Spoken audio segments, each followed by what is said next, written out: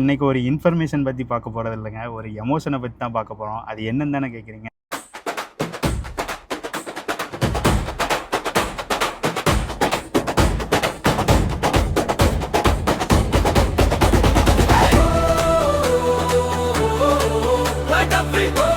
Cricket தாங்க பார்க்க போகிறோம். கிரிக்கெட் வந்து எல்லாரும் கேம்னு சொல்கிறாங்க, ஆனால் அது கேம் கிடையாது, அது ஒரு எமோஷன். ஏன் அப்படி சொல்கிறேன் அப்படின்னா, 6 நாள் காத்திருந்து 7வது நாள் சண்டே மார்னிங் 5 மணிக்கு எந்திரிச்சு கிளம்புறப்போ ஒரு சந்தோஷம் வரும் பாருங்க, அது மற்ற நாள் என்றைக்குமே வராதுங்க. அதுலேயும் பல ஸ்ட்ரகிள்ஸ், மெயினாக 11 பேரை ரெடி பண்ணணும், டீம்கிட்ட மேட்ச் கேட்கணும், கிரவுண்டில் இடம் பிடிக்கணும், இந்த மாதிரி நிறைய விஷயம் சொல்லிக்கிட்டே போகலாம்.